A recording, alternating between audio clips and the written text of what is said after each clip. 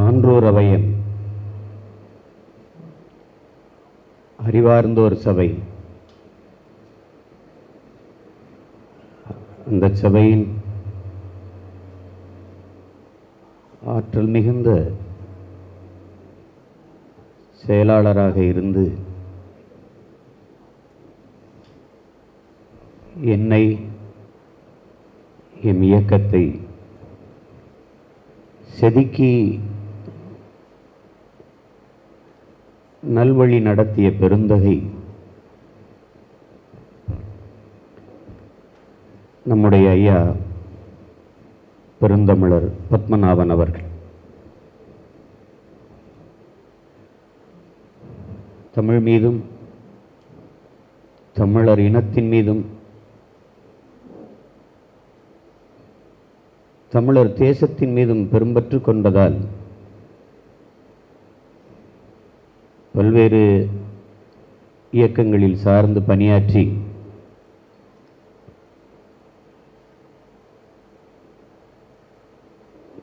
தமிழர் இனத்தினுடைய பெருந்தலைவராக இருக்கிற ஐயா நெடுமாறன் அவர்கள் கூடவும் பணியாற்றி கொண்டிருந்தார். பிறகு நம்முடைய நாம் தமிழர் கட்சியை தொடங்கிய பிறகு நம்மோடு வந்து இணைந்து ஒரு தலைமுறை இடைவெளி இருக்கிறது என்பதை உணராது அவர் மகன் வயதில் இருக்கிற என்னோடு இணைந்து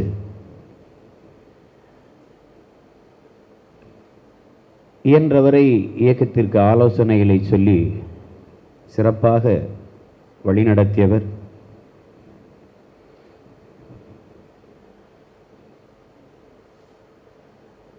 நல்லதை செய்கிற போது பாராட்டியும், தவறு நிகழ்கிற போது அதை சுட்டிக்காட்டி திருத்தியும் செயல்பட்ட பெருந்தமிழர் இன்று நம்மோடு இல்லை.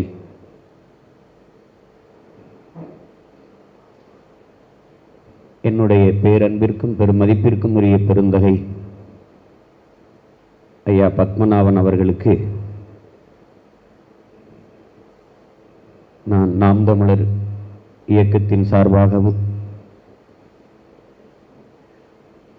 என்னுடைய குடும்பத்தினர் சார்பாகவும்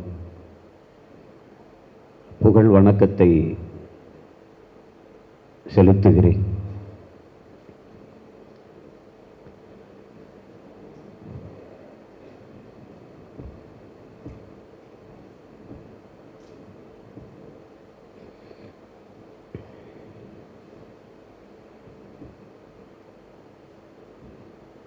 திரைப்படத்துறையில்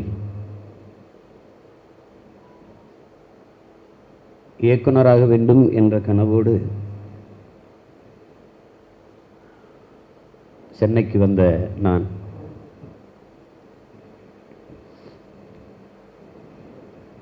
சிறு வயதிலிருந்தே என்னுள் மண்டி கிடந்த அந்த தமிழ் மொழி பற்றும் இனப்பற்றும்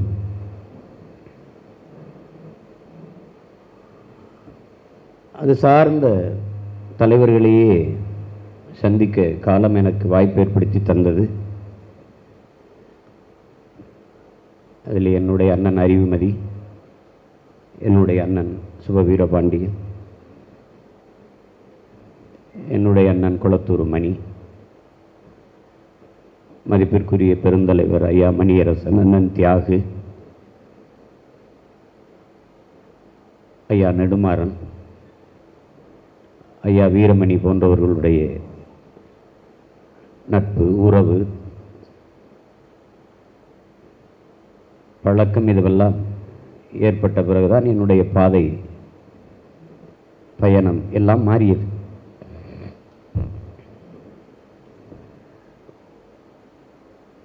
உதவி இயக்குனராக என்னுடைய அப்பா மணிவண்ணன் அவரிடத்திலே சேரும்போது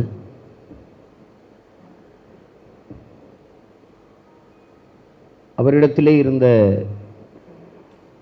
இன உணர்வு, மான உணர்வு எல்லாம் எங்களை ஒரே பாதையில் இணைத்து பயணித்தது. அந்த காலகட்டத்தில் தான் என்னுடைய தாய்மாமன் எனக்கு அறிமுகமாகிறார். எங்கோ பிறந்தோம், எங்கோ வளர்ந்தோம், என்னையும் என் மாமனையும் இணைத்தது ஒன்றுதான். எங்கள் தமிழும் எங்கள் தலைவன் பிரபாகரனும் தான்.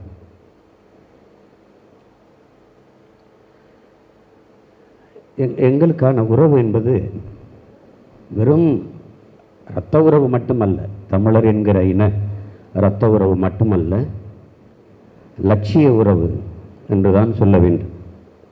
தமிழ் மீட்சி, தமிழின எழுச்சி, தமிழ் தேசிய இன விடுதலை, தமிழர்களுக்கென்ற தேச விடுதலை, இந்த லட்சிய உறவுதான் எங்களை மிகவும் நெருக்கமாக பிணைத்து இணைத்தது.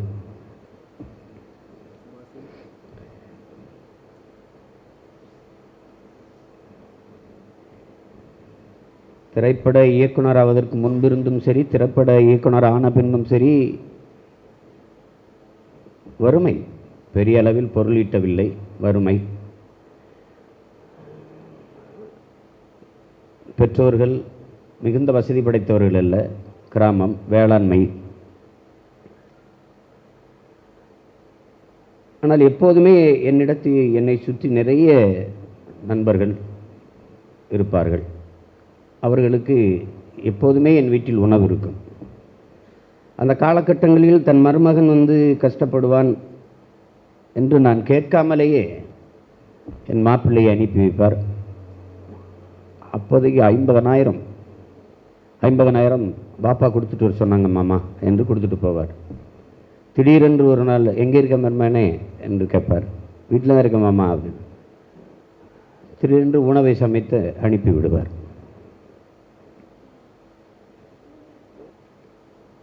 அப்படி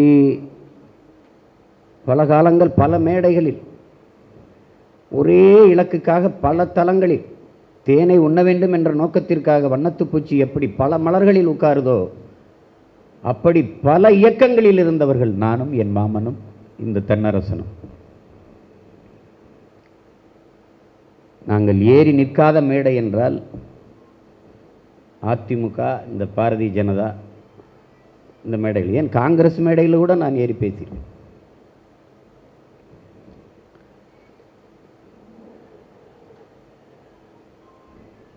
ஒரு தேடல் எங்களுக்குள் இருந்து கொண்டே இருந்தது. அதில் ஒரு எல்லையில் தான் என் மாமா, என் தம்பி ஜெகதீசன் அவர் குறிப்பிட்டது போல, மருமகனே,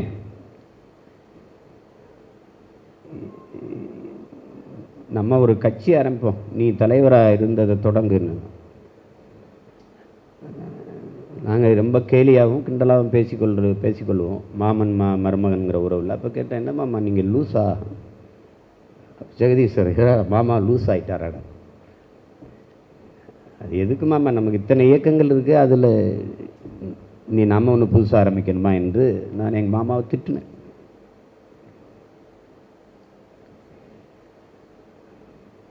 அப்படி பல இடங்களில் பயணித்தோம்.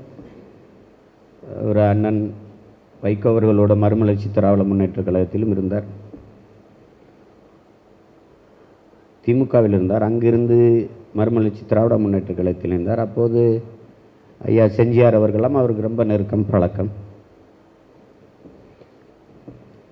அந்த காலகட்டத்தில் தான் அவர் அந்த பொடாவிலே கைது செய்யப்படுகிறார்.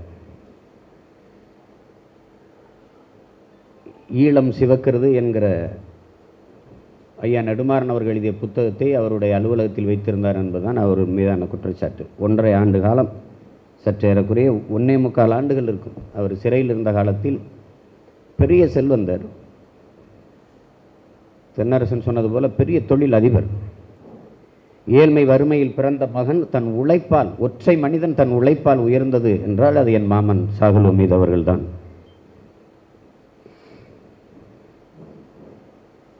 ஒரு கூட்டத்தை நடத்த வேண்டும் என்று நினைத்தால் பெரிதாக கற்பனை செய்வார்,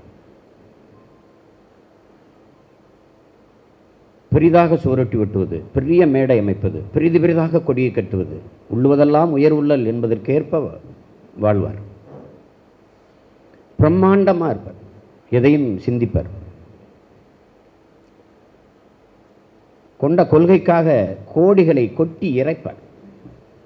பணமா இனமா என்றால் இனம்தான் முதன்மையானது என்று கருதக்கூடிய ஒரு மகன். அந்த பொடா சட்டத்தில் கைது செய்யப்பட்டு சிறைப்பட்ட காலத்தில் தலைவன் இல்லாத குடும்பம் போல அவர் குடும்பமும் தொழிலும் தத்தளித்து இழப்பை நிறைய சந்தித்தது. அதிலிருந்து அவரால் மீளவே முடியவில்லை. தன் மருமகனிடத்தில் வரும்போது அவர் ஒரே ஒரு வருத்தம் தான் அவருக்கு. பணம் இருக்கும்போது என் மருமகன் கட்சி ஆரம்பிக்கவில்லை, இப்படி மருமகனுக்கு செய்யணும்னு நினைக்கும் போது என்னிடத்துல பணம் இல்லையே என்று புலம்பிக் கொண்டே இருப்பார். நீங்கள் சும்மா இருங்கம்மா, அதெல்லாம் ஒன்றும் இல்லை, நீங்கள் இருக்கிறதே எனக்கு பெரிய பலம், பெரிய பணம், பெரிய சொத்து, உங்களை விட எனக்கு என்ன வேணும் என்று, நீங்கள் இருந்தாலே போதும் என்று சொல்லி நான் தேற்றுவேன்.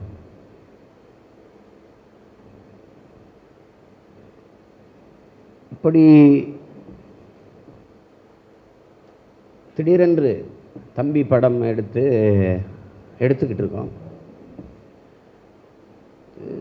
ஒரு சரியான தயாரிப்பாளர் எனக்கு அமையலை. நீண்ட காலம் ஆகுது, 2 ஆண்டுகளாக கொஞ்சம் கொஞ்சமாக எடுக்கிறோம். 2004 அமைதி பேச்சுவார்த்தை காலகட்டத்தில் அண்ணன் தமிழ்ச்செல்வன் வந்து என்னை கூப்பிடுறாங்க நாட்டுக்கு. இந்த தயாரிப்பாளர் அலுவலகத்துக்கு தினம் போய் இந்த நகத்தல் என்றால் இந்த படத்தை அப்படியே விட்டுருவாங்க. அவங்களுக்கு இது ஒரு இழப்பில்லை, எனக்கு ஒரு லட்சிய கனவு. நான் ஒரு குறியீடாக எடுக்கிறேன், என் தலைவன் பெயரை வச்சு தம்பின்னு வச்சு ஒரு குறியீடாக எடுக்கிறேன். அதை விட்டுறக்கூடாதுன்ட்டு நான் வர முடியாத சூழலை அண்ணன்ட்ட விலைக்கு பேசுகிறேன். இப்போ இந்த படத்தை எடுக்கும்போது ஒரு புதுச்சேரியில் போய் கொஞ்சம் பகுதியை எடுக்க வேண்டியது இருக்குது. தயாரிப்பாளர் ஒன்றும் கண்டுகொள்வது மாதிரி இல்லை, காசு இல்லை. ஏன் மருமகனை படம் எடுக்காமல் அப்படி போட்டிருக்க என்ன அப்படின்னு கேட்குறாரு. புதுச்சேரியில் போய் ஒரு கட்ட படப்பிடிப்பு மாமா, ஒரு 7 நாள் 8 நாள் எடுக்கணும், முக்கியமான இது. அது எவ்வளவு ஆகும்னா, ஒரு 50,000 இருந்தால் எடுத்துருவேன் மாமா, சிக்கனமாக எடுத்துருவேன் மாமா அப்படின்னா. சரி மருமகனே, மாமா தரேன், நீங்கள் போய் எடுங்க. இப்படி எங்கள் மாமா 50,000 கொடுத்தாங்க. அதை வச்சு இந்த புதுச்சேரியில் போய் எடுத்தோம். திருப்பி படம் வெளியாயிடுச்சு, விளம்பரமே இல்லை. அப்போ வந்து மருமகனே படம் அருமையாக இருக்குது, நம்ம விட்டுறக்கூடாது அப்படின்ட்டு என்ன பண்ணுற, ஆயிரக்கணக்கான சோரொட்டியில் அடிக்கிறார். அவரே அடிக்கிறார். அடித்து அலுவலகத்தில் கொண்டாந்து இறக்கி என் வீட்டில் இறக்கி ஒட்டுவோம் மருமகனே அப்படின்னு. நானே போய் ஒட்டுனேன். வீட்டிலேருந்து தம்பியில் கூட்டிகிட்டு போய் இரவு போய் நாங்களே ஒட்டினோம்.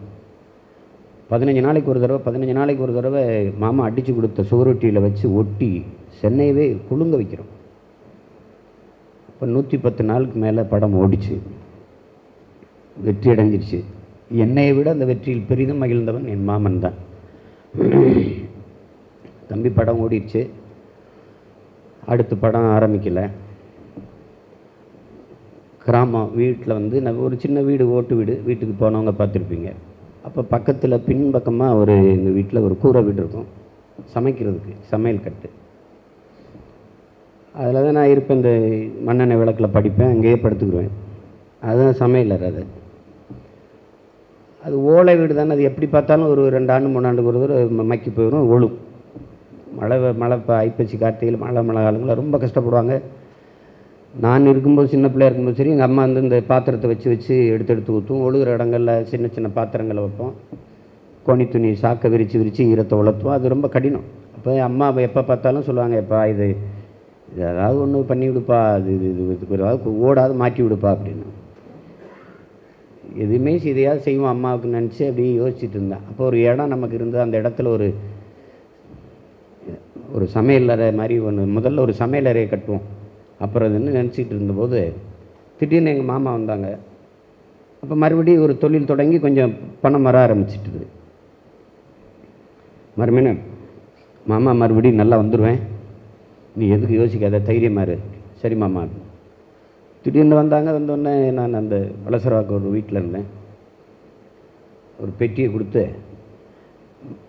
மாமா வந்து மருமகனை வச்சு படம் எடுக்கலான்னு முடிவு பண்ணியிருக்கேன், இந்தா உனக்கு முன்பணம் அப்படின்னு 10 லட்ச ரூபா கொடுத்தாங்க. அந்த 10 லட்ச ரூபாயை எடுத்து என் தம்பி வெற்றிக்குமாரன்ட்ட கொடுத்து, அந்த இடத்துல அம்மாவுக்கு ஒரு சமையல் வீடு பின்னாடி நம்ம சம்பாரித்து கட்டிக்கலாம், சம்பாரிச்சுன்னா படம் எடுத்து அப்போ நான் நினைக்கல, நான் கட்சி ஆரம்பித்து இப்படி வரப்போகிறலாம் நான் நினைக்கல.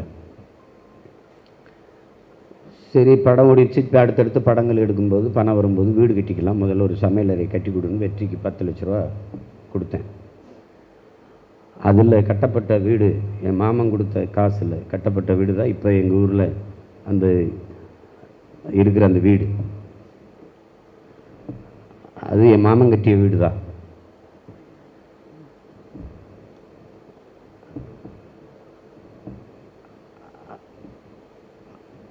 அவனுக்கு 2 தான். ஒன்று நபிகளின் மொழி, அதன் வழி. அதுக்கப்புறம் உலகத்திலே அவனுக்கு அவன் மருமகனுடைய மொழியும் அதன் வழியும் தான் அவனுக்கு.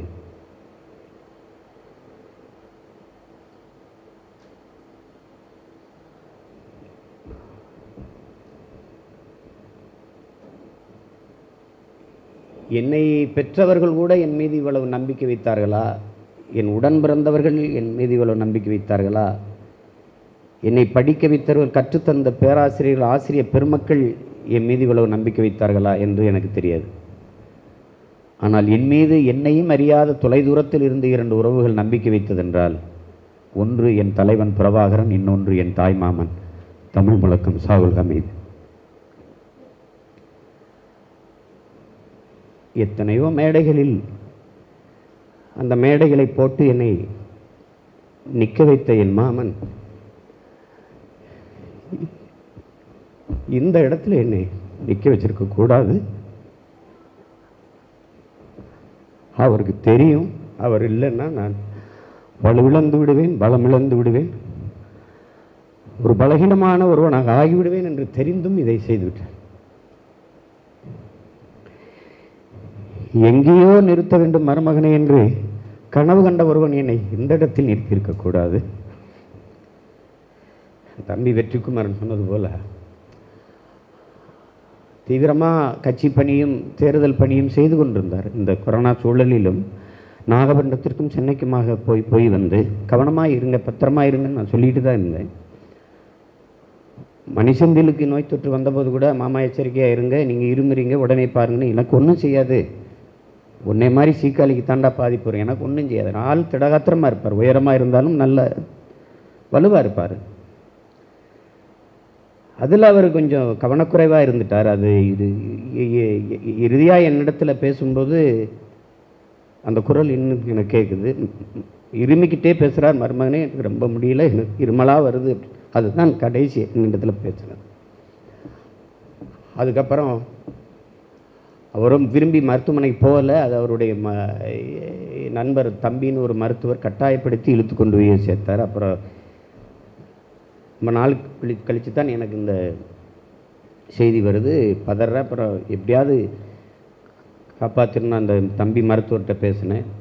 அது 80 விழுக்காடு நுரையீரலில் வந்து இது பாதிச்சிருச்சு. அப்படிங்கும்போது அன்று ஏற்பட்ட மன அழுத்தம் தான், அது மீளவே முடியல.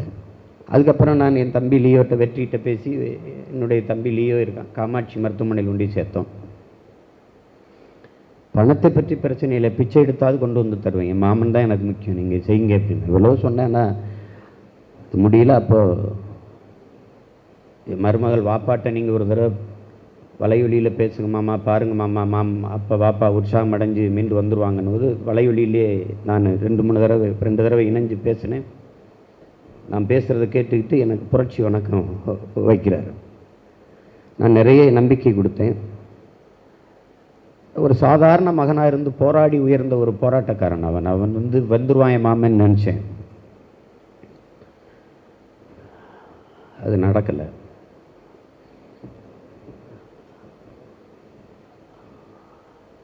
மிகப்பெரிய ஏமாற்றத்தை எனக்கு தந்துட்டு போயிட்டார்.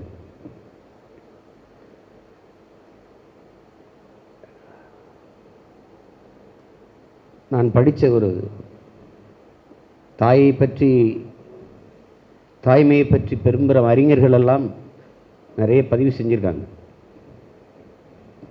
அதில் ஒரு பேரறிஞன் சொல்கிறான், இந்த உலகில் நீ எவ்வளவு பெரிய உயரத்திற்கு சென்றாலும் உன்னை பார்த்து பொறாமைப்படாத ஒரு உயிர் உண்டு. உலகிலே ஒரே ஒரு உயிர் தான் உண்டு, அது உன்னை பெற்ற தாய்தான் என்று சொல்கிறான். ஆனால் எனக்கு 2 உயிர்கள் உண்டு.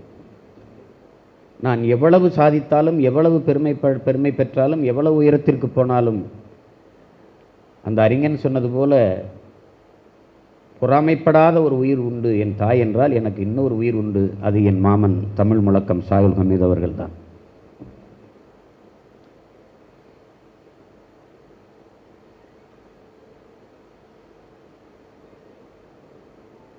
என்னுடைய அலைபேசியில் தம்பி ஜெகதீசன் சொன்னது போல தாய் என்று போட்டு பதிவு இருக்கிறது, எண்கள் பதிவில் இருக்கிறது என்றும். ஆனால் இனி எப்போது என் மாமன் அழைத்து மருமகனே என்று அழைக்கப் போகிறான் என்றுதான் தெரியவில்லை. அம்மா, என் மாமாவுடைய அம்மா இறந்து போயிட்டாங்க. நான் எல்லா சடங்குகளையும் கூட இருக்கேன். மாமாவை அடக்கம் பண்ண அதே இடத்துல தான் அவர்களையும் அடக்கம் செய்தோம்.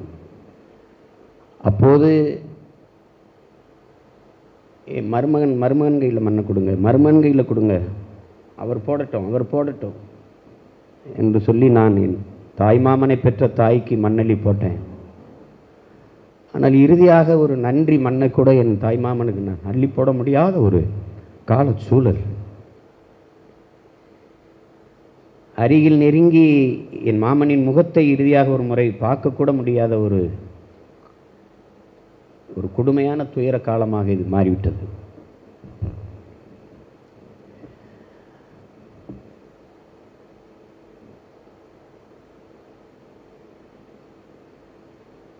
இந்த இனத்திற்காக நிறைய இழந்த ஒரு மகன் என்றால் என் மாமன் தான். அரசியல் கட்சியில் அவர் நினைச்சிருந்தால் திராவிட முன்னேற்றக் கழகத்திலேயோ அண்ணா திராவிட முன்னேற்றக் கழகத்திலேயோ இணைந்து ஒரு பெரிய பொறுப்பை பெற்று அல்லது சட்டமன்ற உறுப்பினர், பாராளுமன்ற உறுப்பினர் நிறைய சம்பாதிச்சிருக்கலாம், புகழ்பட வாழ்ந்திருக்கலாம். ஆனால் தான் வாழ்வதிலும் தன் இனம் வாழ்வதுதான் பெரிது என்று கருதி என்னோடு வந்து நின்றார்.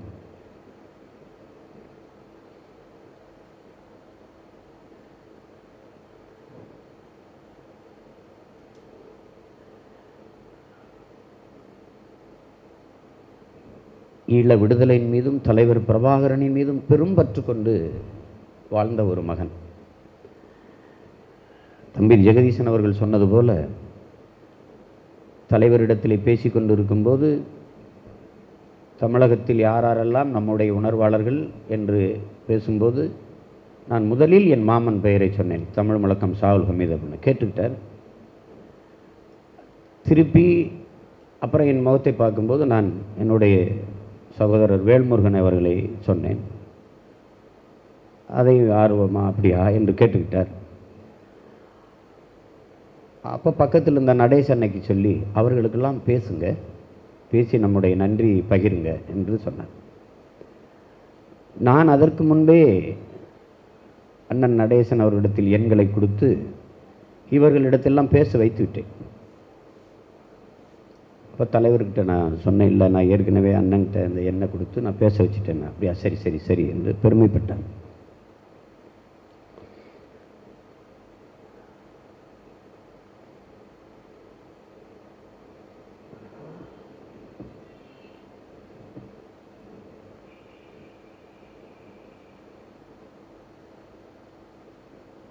நிறைய மரணங்கள் நிகழ்ந்திருக்கிறது நம் இனத்திலும் சரி, என்னுடைய வாழ்வில் பயணத்திலும் சரி. என் மாமனின் மரணம் என்னை பெரிய அளவுக்கு மன தாக்கத்தை தந்துட்டு, மீளவே முடியாமல் மிகுந்த மன அழுத்தத்துக்கு ஆளாகி உடல் நலிவுற்று தான் மருத்துவமனை சென்று சோதிக்கப்படும். அந்த மருத்துவர் தம்பி சொல்கிறேன்னு சொன்னார், உங்கள் நோய்க்கு யாருமே எந்த மருத்துவரும் மருத்துவம் செய்ய முடியாதண்ணா, அதுக்கு ஒரே மருத்துவர் நீங்கள் தான். மன அழுத்தத்திலிருந்து மீளுங்கள், முதலில் உறங்குங்கள், உங்கள் சுமைகளை பகிர்ந்தளியுங்கள், எல்லா பாரத்தையும் நீங்களே சுமந்தீர்கள் என்றால் எந்த மருத்துவராலும் இந்த நோயை குணப்படுத்த முடியாது என்று அறிவுறுத்தினர்.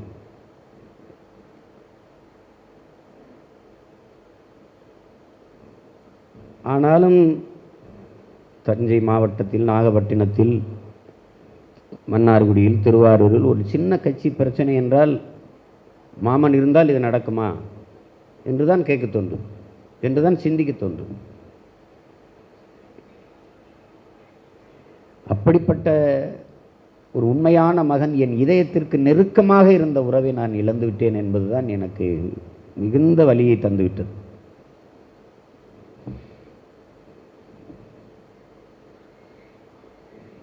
உங்களுக்கு ஒன்றை சொல்ல நான் விரும்புகிறேன். எல்லா என் உறவுகள் இடத்திலிருந்தும் ரம்ஜானுக்கு உணவு வரும். எனக்கு பக்ரீத்து, ரம்ஜான் பெருநாள், ஈகை பெருநாளுக்கெல்லாம் என்னுடைய மைச்சான் அன்வர் வீட்டிலிருந்து, என்னுடைய தம்பி ஷேக் ஒரு வீட்டிலேருந்து நிறைய எனக்கு மாமைத்தினர்கள் உண்டு, தம்பிகள் உண்டு, அண்ணன்கள் உண்டு, எல்லாரும் அனுப்புவாங்க. ஆனால் என் தாய் மாமன் வீட்டிலிருந்து மட்டும் எனக்கு உணவு வராது. ஏனென்றால் அவன் ஒருபோதும் தன்னை ஒரு இஸ்லாமியர் என்றே கருதி கொண்டதே இல்லை.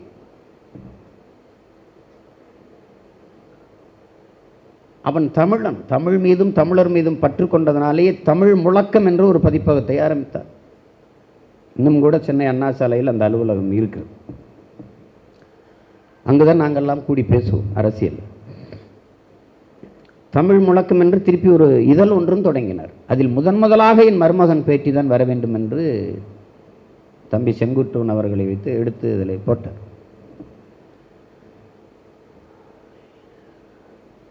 அவருடைய கனவு மொத்தமும், அவருடைய எல்லாமும் என்னை சுற்றியே தான் நகல். ஒரு மூத்த மகன் போல என்னை நேசித்து நடத்தி கொண்டு போனார்.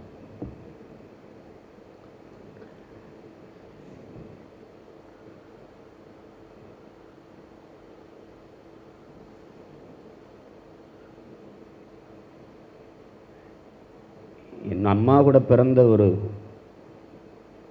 ஒரே ஒரு தம்பி செல்வராஜ் என்று, என்னுடைய தாய் மாமன், என் மாமா, அம்மாவுடைய தம்பி. அவர் இறந்ததற்கு நான் செல்லவே இல்லை. இவ்வளவு தூரம் நான் கலங்கலை. அயர்ந்து உறங்கும் போது ஒருவனுடைய வலது கையை வெட்டி எடுத்துவிட்டு போனால் எப்படி பலமிழந்து போவானோ அப்படி ஒரு உணர்வில் நான், அப்படி ஒரு இழப்பில் நான் நிற்கிறேன்.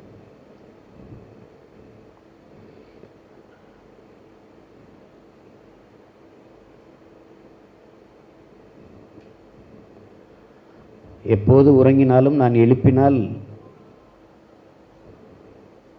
எழுந்து வருகிற என் மாமன் இப்போது நான் என்ன சொல்லி எழுப்பினாலும் எழப்போவதில்லை.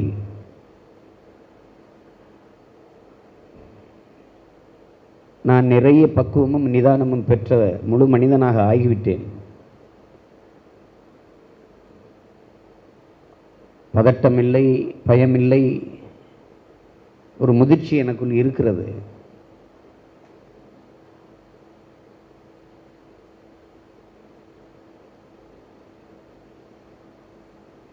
நான் படிக்கிறேன், தாயின் கருவறையிலிருந்து பிறப்பது மற்றவர்கள் பார்வையில் பிறப்பு, குழந்தையின் பார்வையில் அது ஒரு இறப்பு தான். ஒரு உலகத்திலிருந்து இறந்து இன்னொரு இடத்திற்கு வருகிறது என்கிறான். அப்ப பிறப்பே குழந்தையின் பார்வையில் இறப்பு தான் என்று எழுதுகிறார். அப்படி இறப்பு மரணம் என்பதும் மனித வாழ்க்கையில் ஒரு பயணத்தில் அதுவும் ஒன்றுதான் என்று பழகியிருந்தாலும் கூட என் மாமனின் மரணத்தை மனது ஏற்க மறுக்கிறது. ஆனால் நான் என்ன எண்ணிக்கொண்டு என்னை தேற்றுகிறேன் என்றால், 1 மாத காலம், 2 மாத காலம், சில நேரங்களில் 3 மாத காலம் கூட தொழில் நிமித்தமாக வேலை அலுவலாக நேபாள் சென்று விடுவார், மலேசியா சென்று விடுவார், மும்பையில் போய் சென்று தங்கியிருப்பார், ஹைதராபாத்தில் தங்கியிருப்பார். அப்போது என்னோட பேசுறது அழைப்பெடுக்க மாட்டார். அப்படி எங்கோ ஒரு பணி நிமித்தமாக என் மாமன் சென்றிருக்கிறான். என்னோடு பேசுவதற்கு சற்று காலதாமதமாகிறது என்று எண்ணிக்கொண்டு என்னை நான் தேற்றிக்கொள்வேன்.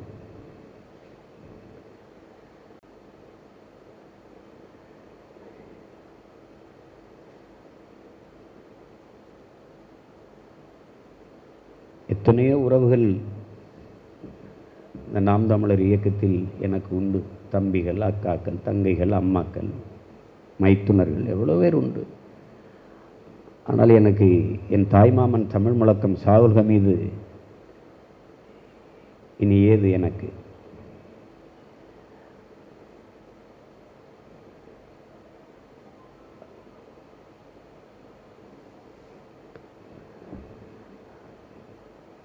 வேறொரு நிகழ்வில் நான் இப்படி கலங்கி நின்றால் என் மாமன் அதை தாங்குவானா, பொறுப்பானா என்பது நினைத்து கூட பார்க்க முடியாது. ஆனால் அவனே எனக்கு நினைவாய் போவான் என்று நான் கனவிலும் நினைக்கல.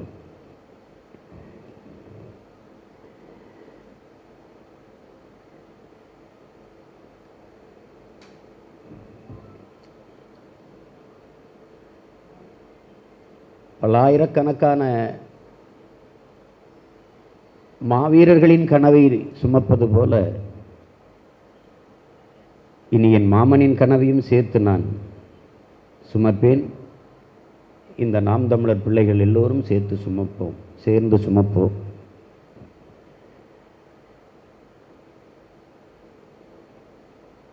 எங்கள் தலைவன் எங்களுக்கு தந்த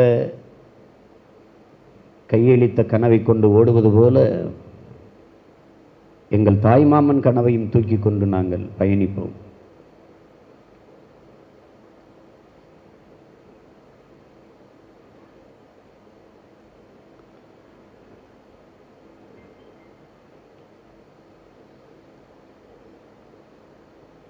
ஒருவருக்கொருவர் நாம் ஆறுதலாக இருந்து நம்மை நாமே தேற்றிக்கொண்டு நமது முன்னவர்கள், நம்மோடு பயணித்தவர்கள், தொலைதூரத்தில் இருந்து நம்மை வாழ்த்தி கொண்டு நம்பிக்கை வைத்து காத்திருப்பவர்கள், இவர்கள் எல்லோருடைய கனவையும் சேர்த்து நாம் சுமந்து நம் இலக்கை அடைவது ஒன்றுதான் இந்த ஈடு இணையற்ற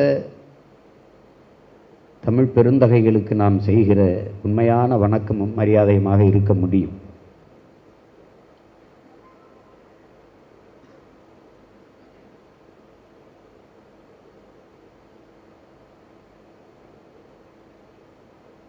இன்னும் சில காலம் என்னோடு வாழ்ந்து எனக்கு வலிமையாக இருந்திருக்க வேண்டிய என் மாமன் என்னை இப்படி பரிதவிக்க விட்டுவிட்டு சென்றிருக்கக்கூடாது.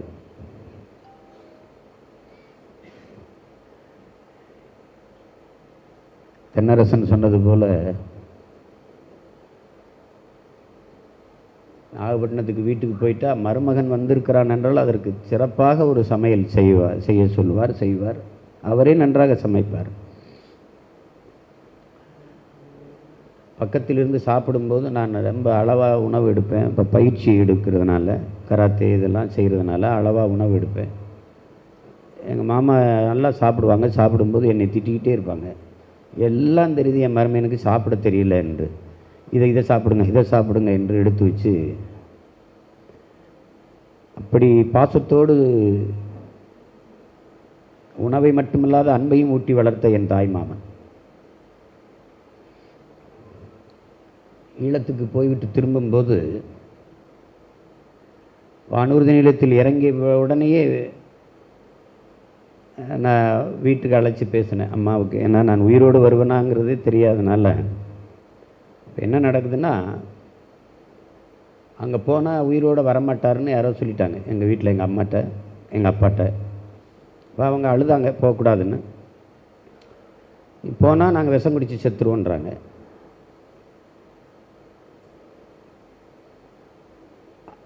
நான் செத்துருங்கன்னு சொல்லிட்டு போயிட்டேன். சாகலை, அது வேற, சொல்லிட்டு போயிட்டேன். அனுப்பி வச்சது ஜெகதீசன் தான், இதாக இருக்கான். நாள் இங்கேருந்து போகிறோம், பெங்களூர் கிட்ட போயிட்டோம். சிங்கப்பூர்லேருந்து போகிறதா மும்பையிலேருந்து போகிறதா என்று முடிவெடுக்கும்போது இல்லை பெங்களூர்லேருந்து போகலாம் என்று முடிவெடுத்து போகும்போது திருப்பி அவனுக்கு தான் அழைப்பு வருது. அண்ணனை திருப்பி அழைச்சிட்டு வந்துருங்க, நாளைக்கு போகலாம் அப்படின்னு. அப்போ திரும்பி வந்து இரவே நாங்கள் பயணம் சொல்லிட்டோம், படுத்து கிடக்கிறோம். ஏன்னா அங்கே இலங்கையில் சுதந்திர தினம், அவங்க பங்குக்கு பட்டாசு வெடிப்பாங்க, நம்ம பங்குக்கு 2 வெடிக்க வேண்டாமா என்று என் தம்பி சொல்லி திருப்பி கூட்டி வர சொல்லிட்டான். அப்புறம் அடுத்த நாள் அதிகாலையில் கிளம்பி போனோம் 2 பேரும். போய் இறங்கி வந்து இறங்கும்போது கேரளாவில் இறங்கினேன். அப்போ அங்கேருந்து திருப்பி இங்கே வர்றதுக்கும்போது வந்து இறங்கி அம்மாவுக்கு எடுத்து பேசினேன். எங்கள் அம்மா கேட்டாங்க, என்னப்பான்னு, இத்தனை வருஷத்தில் ஒரு தடவை கூட எங்கள் அண்ணனை போல பாசமாக நீங்கள் அம்மா எனக்கு சோறு ஊட்டவே இல்லை என்று. அவ்வளவு பாசமாக உணவு ஊட்டியவன் என் தலைவன். என் தாயின் பாசத்தை தாண்டி உணவு ஊட்டியவன் என் தாய் மாமன் தமிழ் முழக்கம் சாகுல் ஹமீது. எனக்கு நான் கேட்காமலேயே என் செலவுக்கு பணம் கொடுத்து அனுப்பியவர்கள் வந்து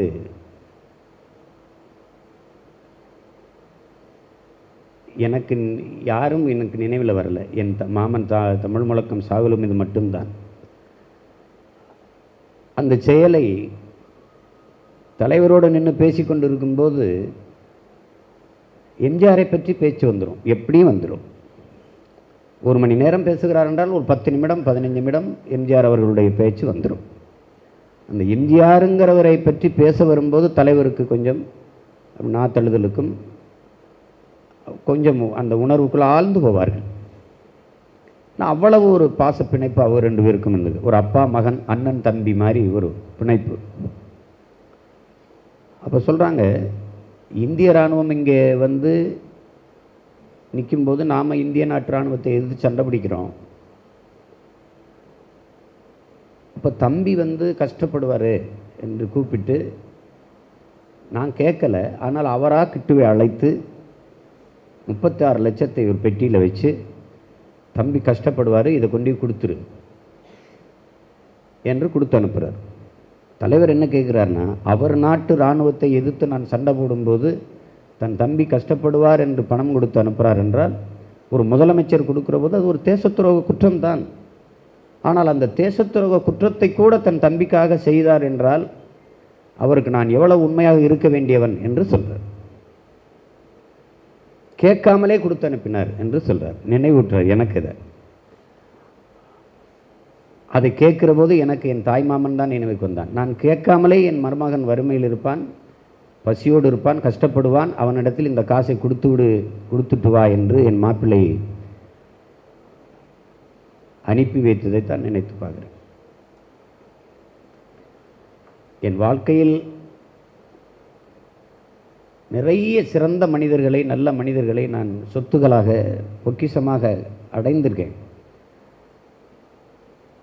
அப்படி நான் அடைந்த ஒரு அற்புதமான உறவு, அரிய உறவு என்றால் என் தாய்மாமன் தமிழ் முழக்கம் சாகுல் ஹமீது அவர்கள் தான்.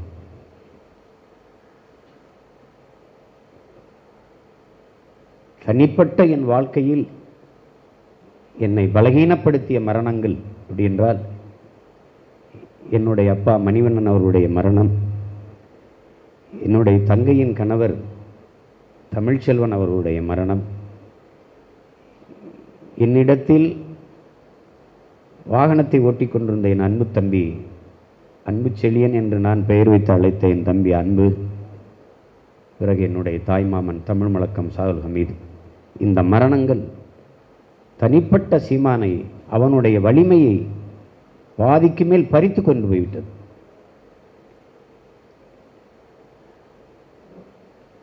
எது ஒன்றும் ஓடாது திக்கு தெரியாத ஒரு காட்டில் நிற்கிற ஒருவனைப் போல திகைத்து நிற்க வைத்து விட்டது.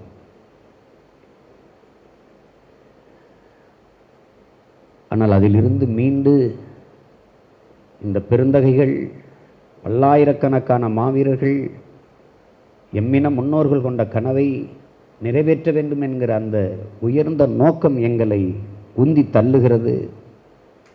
அதில் எங்களை நாங்களே உசுப்பிக் கொண்டு ஓடத் தொடங்குகிறோம். இந்த நிகழ்வை இவ்வளவு காலதாமதித்து செய்வதற்கு காரணமே அந்த துயரத்தை வடித்து கொண்டு நம்மை கொஞ்சம் தயார் செய்து கொண்டு இந்த இடத்திற்கு வருவதற்குத்தான். அந்த காலகட்டத்தில் வணக்கங்கள் வைத்திருந்தால் என்னால் பேசியிருக்க முடியுமா என்று எனக்கு தெரியல. அதை அண்ணன் ராவணன் அவர்களிடத்தில் பேசி அதை அண்ணனே சொல்லிட்டான், கொஞ்ச நாள் தள்ளி வச்சுக்கலாம் என்று. உங்கள் எல்லோருக்கும் சொல்லுகிறேன், என்னுடைய உயிர், என்னுடைய பாதுகாப்பு எப்படி உங்கள் எல்லோருக்கும் முக்கியம் என்று நீங்கள் கருதுகிறீர்களோ அப்படி உங்கள் எல்லோருடைய உயிரும் எனக்கும் இந்த மண்ணுக்கும் மக்களுக்கும் அவ்வளவு முக்கியம் என்பதை நீங்கள் உணர்ந்து பொறுப்புணர்வோடும் பாதுகாப்போடும் இருங்கள். சிறிதும் கவனக்குறைவு வேண்டாம்.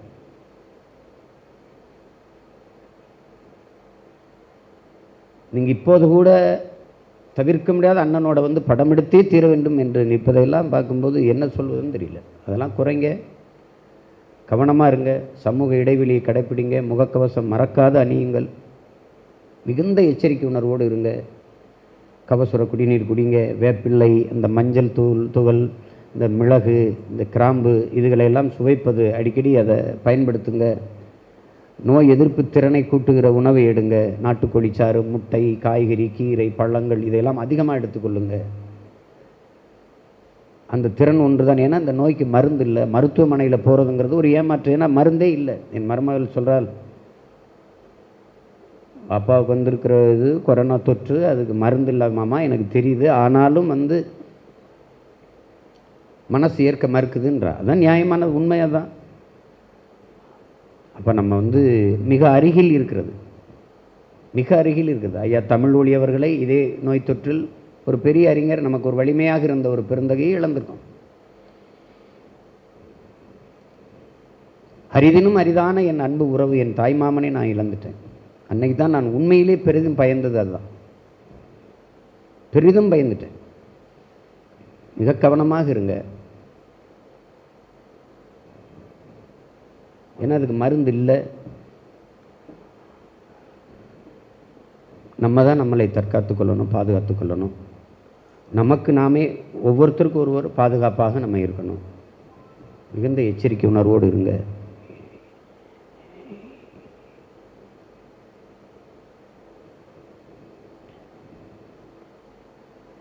என் மாமனுக்கு ஒன்று சொல்லுவேன்,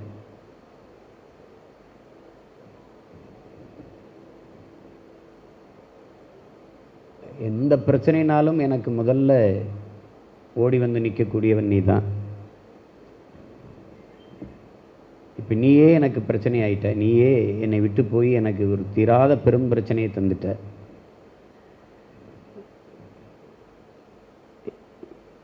இவ்வளவு பெரிய பாசத்தையும் அன்பையும் காட்டி பாதியிலே அதை பறித்து கொண்டு போய் என்னை பலகீனப்படுத்திட்ட. ஆனாலும் நீ நிம்மதியாக உறங்கு.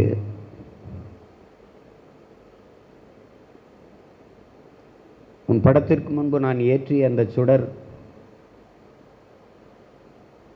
அந்த விடுதலை சுடர், பலாயிரக்கணக்கான மாவீரர்களின் ஈகை சுடர், உன்னுடைய உயிர் சுடராகவும் அது எரிகிறது. அதை என் உள்ளத்தில் நான் ஏற்றி வைத்து என்றென்றும் அணையாது நான் அடைகாப்பேன். என்னோடு இன்று பயணிப்பவருக்கு இல்லை, இன்னொரு தலைமுறைக்கு நான் அதை கடத்துவேன். உறுதியாக நாம் கொண்டிருந்த லட்சியத்தில் நாம் வெல்லுவோம். நீ உறங்கு மாமா, நீ உறங்கு.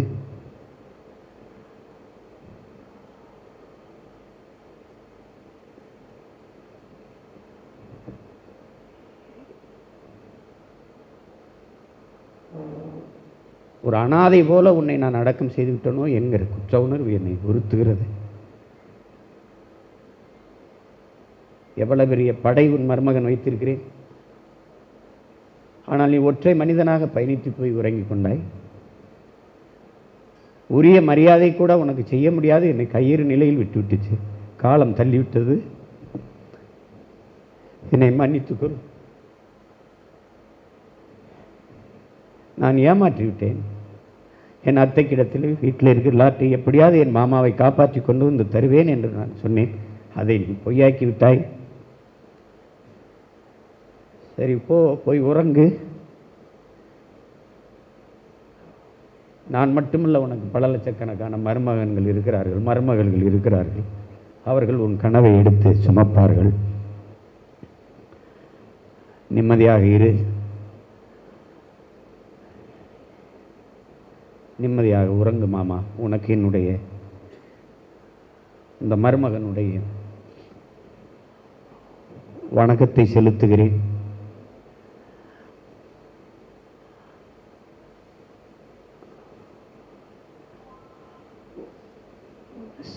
தளர்வின்றி உன்னுடைய கனவை நான் தூக்கி சுமப்பேன் என்கிற உறுதியை மட்டும். நான் அது தர வேண்டியதில்லை, நீயே அறிந்திருப்பாய்.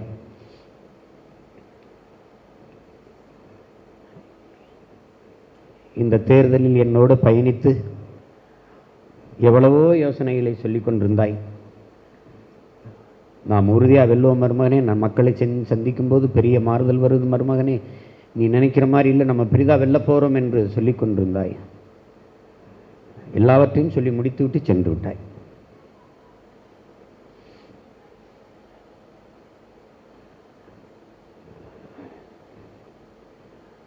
நீ இருந்து எனக்கு பலம் தந்தாய்.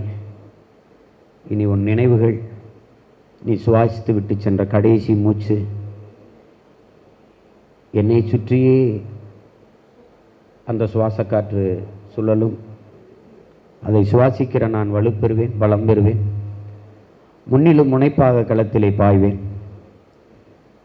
இந்த தேர்தல் களத்தை உன்னுடைய மருமக பிள்ளைகள் புரட்சிகள போர்க்களமாக கருதி வென்று முடிப்போம்.